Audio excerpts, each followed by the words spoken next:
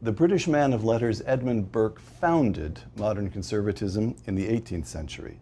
Today, a British man of letters is redefining conservative for the 21st. With us today, Sir Roger Scruton.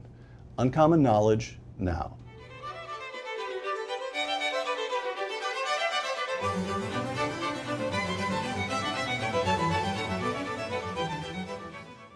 Welcome to Uncommon Knowledge. I'm Peter Robinson. Born in Lincolnshire during the Second World War, the philosopher Roger Scruton represents one of Britain's most significant conservative intellectuals. In the words of one observer, quote, England's most accomplished conservative since Edmund Burke, close quote. Knighted last year, Sir Roger holds undergraduate and doctoral degrees from Cambridge. He is the author of more than 50 books. You write faster than I can read, including his most recent book on human nature and his classic work, How to Be a Conservative. Sir Roger Scruton, welcome. Thank you. From How to Be a Conservative, it is not unusual to be a conservative, but it is unusual to be an intellectual conservative. In both Britain and America, some 70% of academics identify themselves as on the left, while the surrounding culture is increasingly hostile to traditional values or to any claim that might be made for the high achievements of Western civilization. The press, the bureaucracy, the universities, all hostile to conservatism. Why? It's a very good question. I think I spent my life trying to answer it, in fact. My impression is that this hostility comes in part because people who self-identify as intellectuals and thinkers also want to identify themselves as in some way outside the community, standing in judgment on it, gifted with superior insight and intellect, and therefore inevitably critical of whatever it is that ordinary people do by way of surviving. You know, and so we have created an intellectual class which by its nature does not identify with the way of life around it, and tries to gain another kind of identity through its critical stance. And produces the paradox that within academic circles and within the press, to be a liberal instead of a conservative is almost boringly conventional. Yes, I mean that's right. There is the convention is to be hostile to conventions. Right. You begin, I'm showing this book because I want everybody to get a good look at it. It's a wonderful book. You begin How to Be a Conservative with a marvelous essay on your own journey from left to right. And you identify a couple of events in particular as crucial in that journey. In the spring of 1968, you're in Paris. Mass protests take place across France. I quote, How to Be a Conservative. May of 1968 led me to understand what I value in the customs, institutions, and culture of Europe. Paris explodes, and young Roger Scruton decides to become conservative, not to join the students in the street. Why? Well, gosh, why? I mean, for a start, the thing that most struck me about those students in the street was the sentimentality of their anger. It was all about themselves. It wasn't about anything objective. Here they were, the spoiled middle-class baby boomers who'd never had any real difficulty to cope with, shouting their heads off in the street, burning the cars belonging to ordinary proletarians whom they pretended to be defending against some imaginary oppressive structures erected by the bourgeoisie. The whole thing was a complete fiction based on the antiquated ideas of Karl Marx, ideas which were already redundant in the mid-19th century. So they were enacting out, if you like, a self-scripted drama in which the central character was themselves. Again, from How to Be a Conservative, only someone raised in the Anglosphere could believe, as I believed in the aftermath of 1968, that the political alternative to revolutionary socialism is conservatism. Only someone raised in the Anglosphere. Yeah. Yes, I think if you look around the world, those political parties and political movements that identify themselves as conservative, it's only in Britain, America, Australia, possibly India, that people would even use that word. Because there's a tradition which we have inherited from Edmund Burke and the reaction to the French Revolution of recognizing that there is an alternative to revolutionary change, and that is not changing. And this extraordinary original idea only enters the heads of English-speaking people. I don't know why, but it's something to do with the English language. It's sort of accommodation of eccentricities, the fact that we live a life based on compromise, the common law, which tells us that the ordinary person is in charge of the law, not the people there who are pretending to impose it on him. You know, all those things which we've inherited from hundreds of years, actually, of discussion and debate, they make it natural for us to say, you know, let's not change. The second large event in your own journey, a visit to Poland and Czechoslovakia in 1979 awoke me to the fraud that had been committed in socialism's name, and I felt an immediate obligation to do something about it. 79, the Pope visits Poland, you get the feeling that things are beginning to break up, but it's still, the iceberg is still sitting on Eastern Europe. Yeah. What happened in Czechoslovakia and Poland? What did you see? How were you well, awakened? I was there in Poland in the wake of the Pope's you visited afterwards. pilgrimage to his country. And there was a visible sense of that we Poles are together against this thing which controls us. But people, of course, couldn't openly talk about it, but the people I met talked to me about it. Then when going to Czechoslovakia, where, of course, the oppression was much heavier, I got involved in talking to people who were actually trying to organize underground seminars at the university, underground, well, curriculum, if you like, for young people who have been excluded from the system, where there was a real consciousness that it was a life and death struggle. Either these societies were going to be finally killed off by communism, or people were going to try and keep them alive in the catacombs.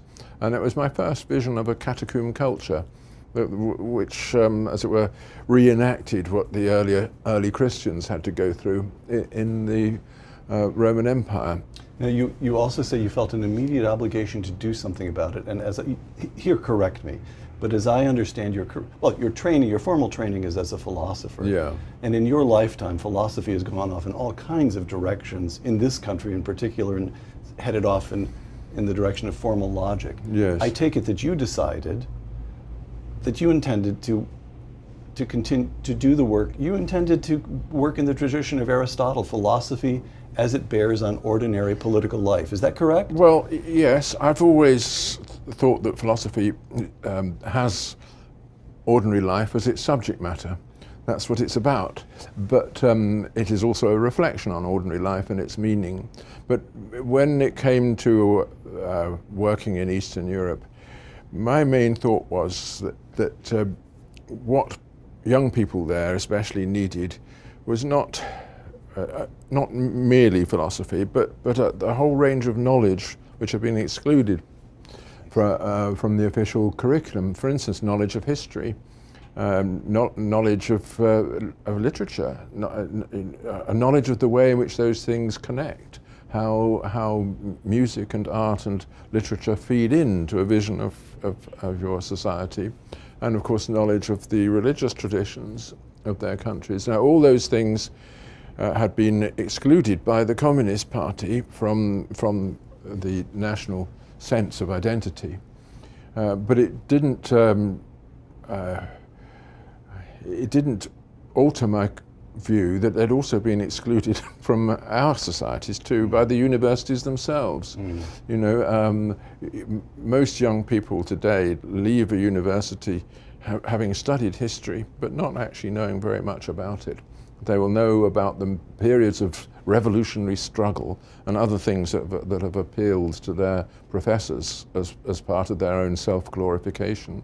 But they won't know the sort of things that are, as it were, interred within the spirit of the people. Mm. Your visit to Poland and Czechoslovakia took place again in 1979. Mrs. Thatcher becomes Prime Minister in the same year. Your views of Mrs. Thatcher are a little more complicated, I think, than an American conservative would expect to read, picking up a book entitled How to Be a Conservative. On the one hand, and again I'm quoting, "In the midst of our discouragement, Margaret Thatcher appeared as though by a miracle." And that surely that surely is the way it felt to many people. On the other hand, and again I'm quoting Roger Scruton, quote, "I never swallowed in its entirety the free market rhetoric of the Thatcherites," close quote. So explain that. There's this miraculous being, but there's a lot of hogwash involved. Well, she came into our lives as a representative of our country at a time when the country looked particularly enfeebled by the trade unions, by the whole Labour Party attempt to rope society into a communal prison run by the state. All that was wonderful. We felt, phew, we don't actually have to go along with all that crap. We can do our own thing, and we can revert to our natural condition as rebellious, eccentric Englishmen. But she felt that she had to embellish it with a complete doctrine, which she borrowed from the Institute of Economic Affairs, about the need for market solutions to every social problem. Now, I'm all in favour of market solutions where they apply, but not every social problem does have a market solution. And there is a need for the maintenance of traditions in education and in culture and in the law, which are not traditions of free enterprise, but much more conditions of some kind of collective renunciation. People renunciation of the state. No, renunciation of one's own individuality. That's what a culture is, partly. And I think she wasn't sensitive to all that aspect of things.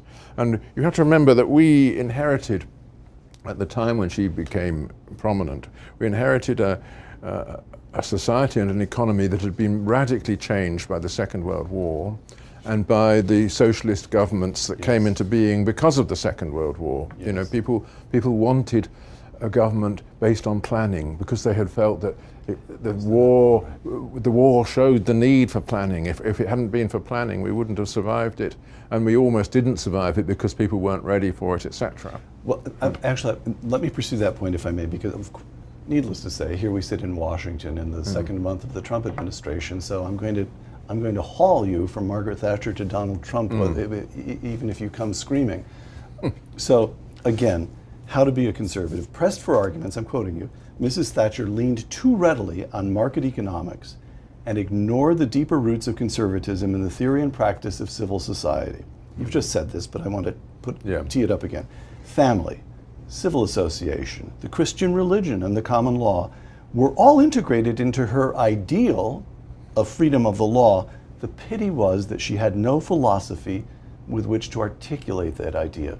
She felt it, she knew it, but she'd not thought it through and in a way that permitted her to articulate it. All right, here's Mrs. Thatcher. Now, if I may go a step backward, and I am doing something very dangerous because my knowledge of this history is tenuous and yours will be deep. Winston Churchill had the capacity to articulate this deeper conservatism. Throughout the war, he's talking about love of native land. He uses the phrase, he actually uses the phrase, which would today have the man thrown in jail, he uses the phrase Christian civilization. And yet, in the 1945 election, in the face of the socialists, because he lacked a vocabulary to talk about free markets, he was naked before Attlee and this socialist impulse. And so what I'm getting at is, it almost, of course, I want to come to the American situation in a moment, but it almost seems to me as though there's a kind of ideological teeter-totter.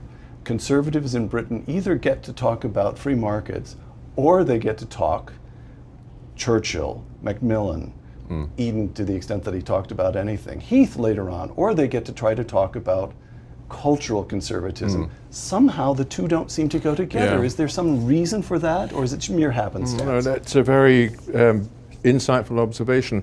I think since Edmund Burke, we've had this tension between the adoption of the free market as the instrument of economic organization, the primary way in which a society should create and exchange goods, and the sense that some things should be withheld from the market, and that those things are just as important, but much more difficult to defend. And of course, Burke was talking about those things that should be withheld from the market, love, family, and so on.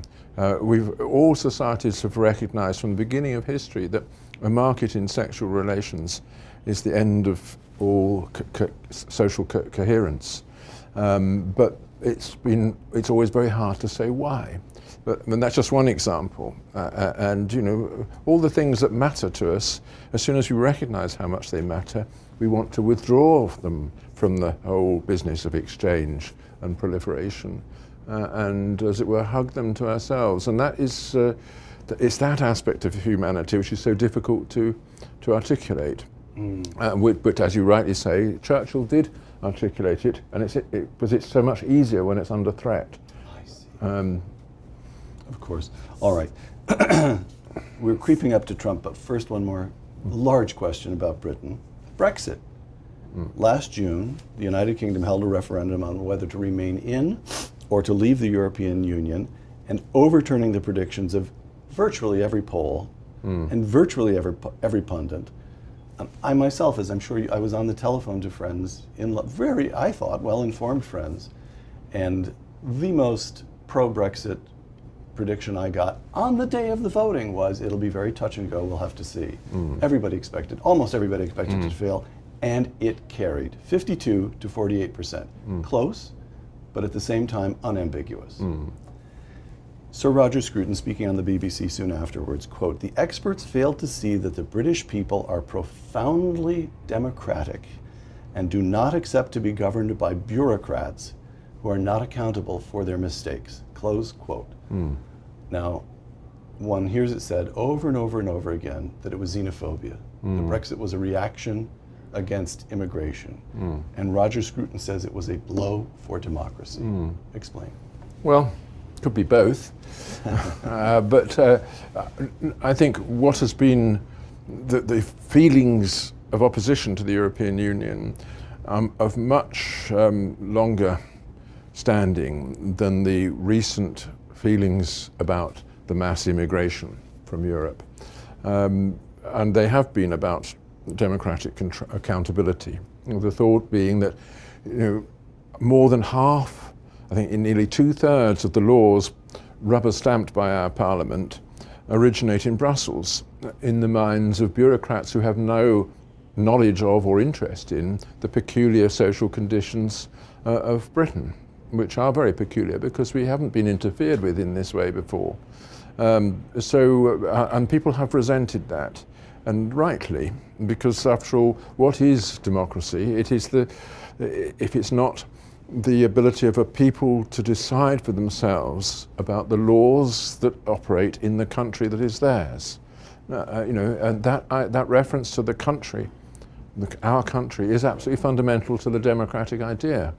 It is true, of course, that British people also reacted strongly to the mass immigration at the rate of something like 300,000 a year of people from the former communist countries.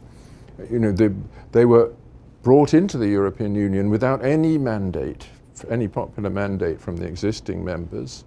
They were people living in countries ruined by communism, suddenly given the opportunity to settle in places which were not so ruined. England, in particular, and Britain in general, has the advantage that its infrastructure was not destroyed in the war. Right. It speaks the international language.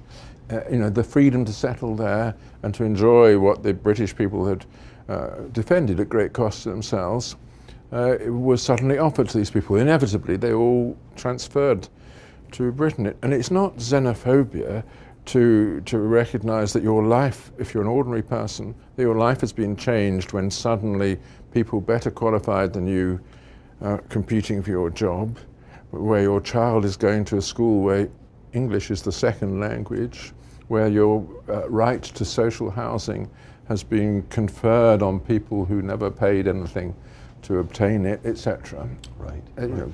So, one more question about Brexit. You've spoken about the peculiar customs of Britain. You've spoken about the distinctiveness of the Anglosphere.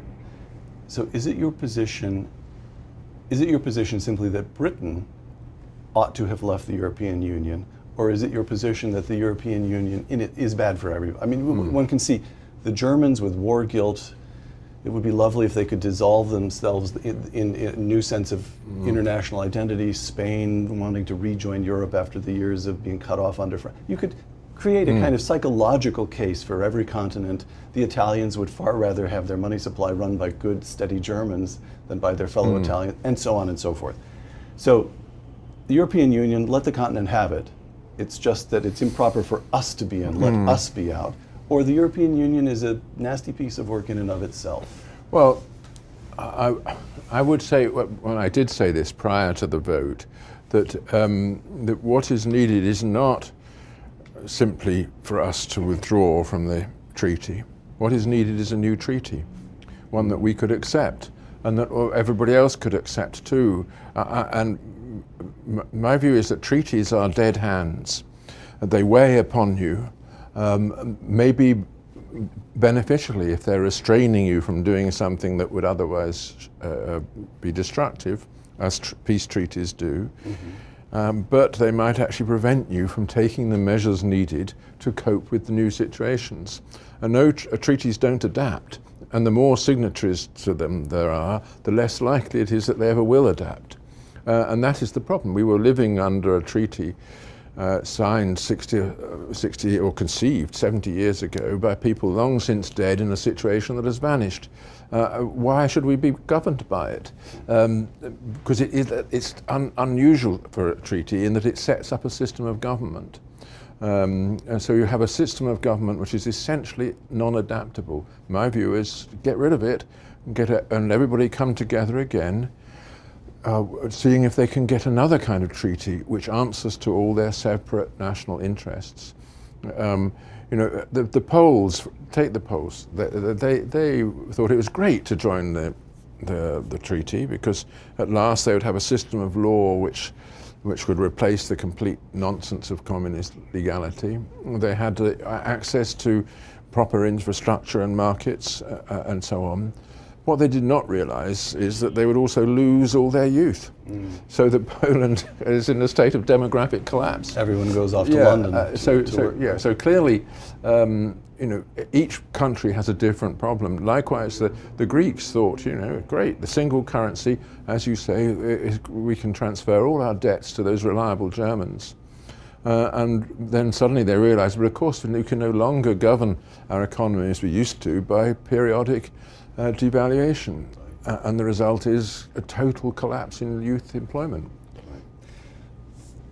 This country, Trump, from the British referendum on Brexit to the election of Donald Trump. Sir Roger Scruton, in a talk on the BBC the week after the American election, quote, "In America, as in Britain, the indigenous working class has been put out of mind, even overtly disparaged by the media and the political class. All attempts to give voice to their anxieties over immigration, over the impact on their lives of globalization, and the spread of liberal conceptions of sex, marriage, and the family have been dismissed or silenced." Close quote.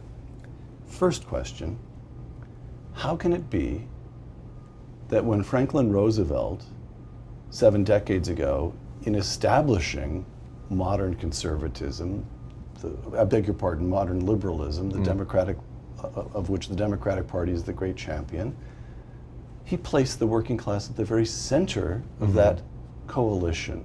How can it be that these decades later, that same party, that same liberalism has turned its back on the indigenous working class. How did it happen? Yes, well, it's happened everywhere.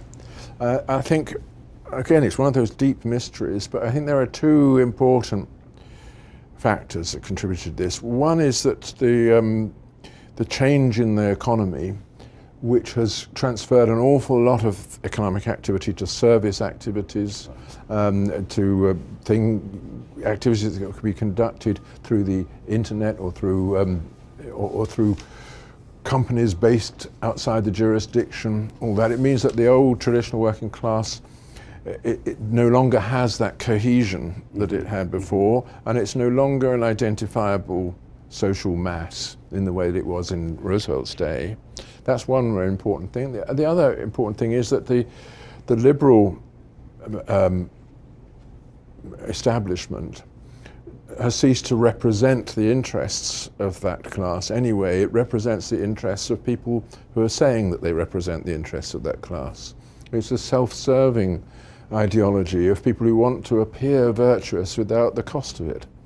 And people in the media, the administration and so on, who love the image of themselves as defenders of the people, but recognize that when in the proximity of the people, they feel nothing except repugnance. You're making a moral point. Pride, vanity, it all happened through pride and vanity and sloth and inattention on the part of very comfortable people. Well, there is that. I say that's only one factor. All right. There are also lots of good people who are liberals who really do worry about these things. Right. But I'm just talking about these new social factors which we have to recognize. You mentioned these factors that are legitimate concerns, anxieties over immigration. Now, again, one will hear over and over again, the American anxiety over immigration is xenophobia. It's just immoral to think you can draw a line at the border and keep out the people in the south of the border have immortal souls just as those, well, of course the liberal would doubt that, but they have as much value as, all right. Then the other bit one here is it just economically, the more immigration, the more the economy grows? And then a kind of counter argument, but still it's the argument against the concern for immigration. Immigration has slowed as the Mexican middle class has risen, and partly because our economy is slowed. Net immigration from Mexico is almost zero, and net immigration from everywhere else in the world is 1 million people a year, and in a population of 330 million, you can live with that. So there are all these arguments. Why should anyone be anxious over immigration? And yet you would argue, I think I take you to argue, that it is actually a legitimate concern in this country. Well, yes, I mean, again, there are many factors, but illegal immigration has been a great concern to people. There are 10 million illegal immigrants possibly in this country. And I think ordinary people say, look, if the first thing that somebody does when coming into the country is to commit a crime, should he really be allowed to stay? You know, I think this is a very strong argument. Of course, legal immigration, which has the consent of Congress and therefore the consent indirectly of the people, is not something that people are complaining about, not in the same tone of voice in any way. But then again, you have to recognize that what is being asked of the people is to offer hospitality to those who are not currently part of their home. You can offer hospitality to others if you have a secure home from which to offer it.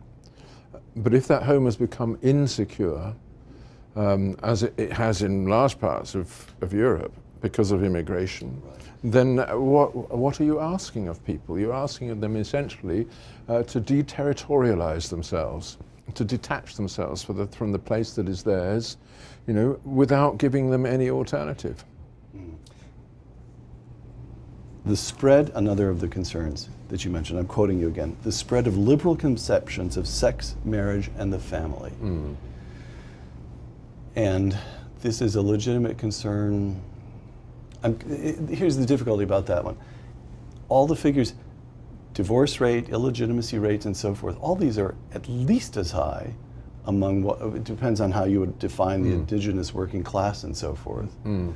But the argument could be made that the indigenous class has no right to be the indigenous working class, again I'm using your phrase, the indigenous working class has no right to be upset about these liberal conceptions of sex and marriage and the family because they're the ones who've embraced them.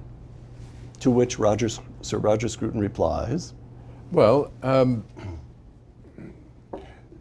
I would reply that just that we all of us fall away from the standards that are required in this area. That is undoubtedly the case because this is the biggest area of temptation. But it is also the biggest area in which examples are needed and in which a culture of resistance is needed. That culture of resistance was absolutely vital to the protection of the working class family and especially of children who need a father at home and have lost that protection.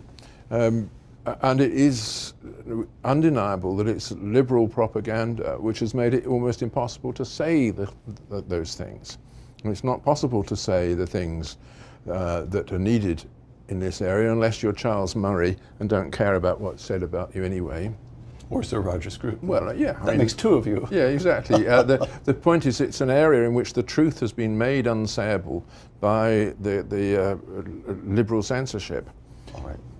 And along comes Donald Trump. And whereas Mrs. Thatcher made, not exclusively, but made largely economic arguments, Donald Trump is making different kinds of arguments. He make America great again. Does Roger Scruton approve of the 45th Chief Executive of the United States?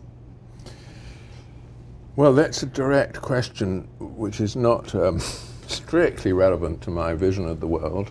Rewrite the question. How do you want to grapple with Donald Trump? Well, I'd rather not. But of course, his defects of character are so manifest that one can, as it were, recognize recognize that he's put you in a new position. You know, he is the legitimate president of the United States, and he won the election on the basis of things which were rightly said. Some things were rightly said, and also on the basis of other things which you could criticize, which perhaps should not have been said. Did he have the virtue, to go back to the point you were just making, did he have the virtue at points during the many points during the campaign, of saying the unsayable? Yes, one of the reasons why he was elected is exactly that, and this is one thing that I said in my BBC talk that you referred to earlier, that people have been living under a regime of liberal censorship which makes it very hard to say things without being accused of faults like racism, xenophobia. You yourself mentioned this, which nobody wants to be accused of, but which are very easy to, these are accusations which are very easy to make because there's no criterion on the basis of which to make them, other than the feelings involved. So, if I may, maybe this is the way to ask you to address Donald Trump, a man who's resistant to grapple with him.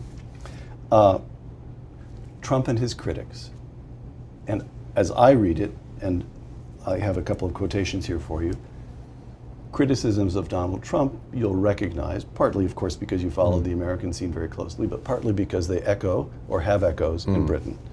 Here's John McCain speaking very recently, Senator John McCain speaking very recently at the Munich Security Conference in oblique, but not that oblique, criticism of the president. What would the founders of this security conference say if they saw our world today?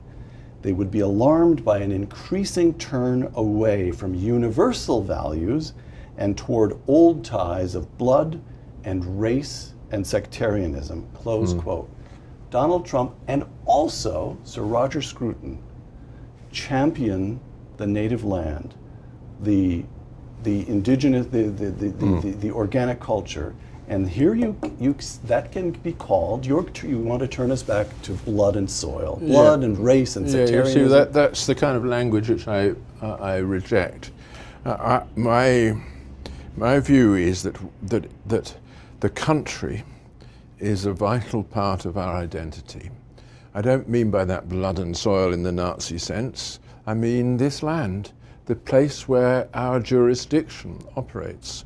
And this is a crucial thing about the national idea. It's a defense of territorial jurisdiction against religious or quasi-religious jurisdictions, like the universal doctrine of human rights or the Sharia, to take another competitor. We live, and we are fortunate to live, in countries where the law is defined by the land over which it operates. And within that land, of course, there is a sense of belonging on which the law draws for the democratic process. There's nothing blood and soil about this. It's to do with neighbourhood. We are settled among neighbours. We want to get along with them. We don't want to force them to agree with us about everything, nor do we require them to be of the same race, whatever that means. But we do require them to share our commitment to the place where we are, because this is where we're building a home. And other people might want to come into that home, and we should be entitled to invite them, provided they agree to abide by the rules.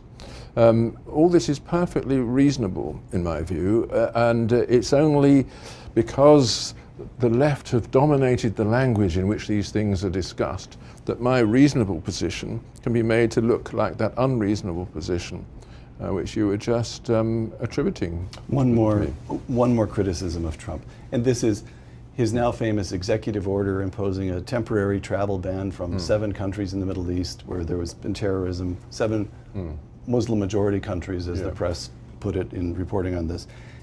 And one of the sources of immediate criticism was the United States Conference of Catholic Bishops. Here's their statement, quote, part of their statement: "The bond between Christians and Muslims is founded on the unbreakable strength of charity and justice.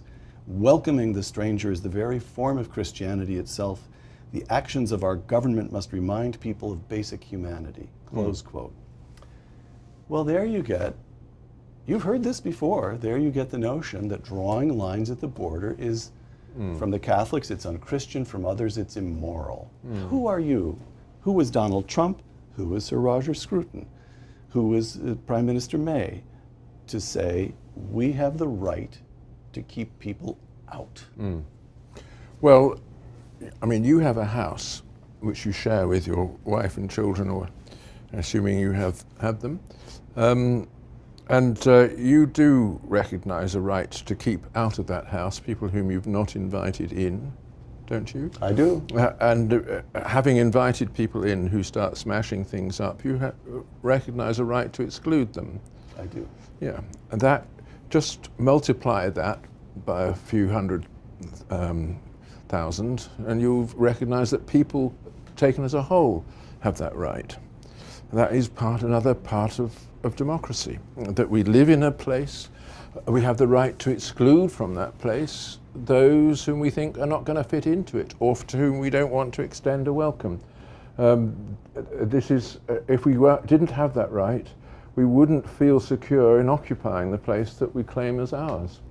It's a simple part of human nature, and although I think Trump should never have mentioned the Muslim idea in this, because that goes against the whole American tradition that religion is not what it's about, but settlement.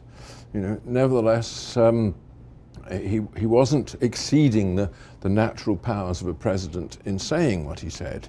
If he'd left out that reference to religion, and he did make various promises to people prior to the election, which he's obviously under some obligation to follow through anyway. Last question, Sir Roger. If I feel this way to some extent, actually I feel this way to a great extent, I'll just ask this question on my own behalf. I was about to hide behind and say, there will be people who listening to this feel. I won't do that. I'll say, I feel it myself. Wonderfully compelling. Everything you say, hugely attractive. But here's where and it causes it fills the heart with hope. There's a way forward. But then comes the thought, oh, but It's nostalgic. It's the Shire. It's Tolkien, for goodness sake. Even England isn't green and pleasant in quite the same way anymore. And we've got in Britain itself this massive, for all one can see, permanent state apparatus. And in this country, as President Trump is about to find out, as Republicans who now hold both houses of Congress and can barely pull themselves together to figure out how to deal with Obamacare are finding out, there is such a thing as the permanent state. And we live in a modern world, and for 7 decades, at least 7 decades in both your country and throughout the Anglosphere, I'll grant you the Anglosphere, the state has expanded and expanded and expanded. And I love the world that you describe with the same yearning love with which I love Tolkien. But they belong on the bookshelf together. It's not a practical agenda. Right. Tell me why I'm wrong, and please tell me why I'm wrong. Well, you're not entirely wrong. The expansion of the state to absorb more and more of civil society has happened everywhere. More outside the Anglosphere than inside the Anglosphere. Let's face it, you still have private education available here if you want it, one can afford it. You still have all the little platoons, as Burke called them. If you have a problem, you can get together with your neighbours to solve it. You can, you probably belong to all sorts of clubs and discussion groups and so on. All that free association which made the English-speaking countries what they are still exists. It's just that there's a tax on it, roughly speaking half of what you earn, which goes to maintain a sort of shadow community of parasites whose only justification is that they pretend to be governing us. You have to, we belong in an organism which is accompanied by a cancerous version of itself. That's the way it is. All you can do is every now and then diminish it, cut off this or that bit of it, but it will always be there. But at the same time, focusing on the other thing is not nostalgia, although nostalgia is an underrated aspect of the human condition. Remember the founding work of literature of our civilization describes Odysseus' decision to give up immortality and life with the goddess in order to travel across dangerous seas to his home. It set the model for what all our literature since has been about, and all our art. And why turn away from that? That is, we are in this world as dispossessed and alienated, and we do have that longing for a home, and we try to build it. And that's all I'm advocating, is that we should go on doing this. It'll always be a different home, but it isn't anyway nostalgia to say that this is where our values lie, rather than in that other thing, that great expanding state machine. All right, that was penultimate question. Here's the last question. Brexit has happened. Britain has a new government. There hasn't been an election, it's still the Tories, but you have a new prime minister, and we have a new president. Are you hopeful? I've never in my life been hopeful. I take the view that pessimism is the wise position to adopt, because you're always agreeably surprised. All right. Sir Roger Scruton, author of more than 50 books, including the superb How to Be a Conservative. Thank you. Thank you. For the Hoover Institution at Uncommon Knowledge, I'm Peter Robinson.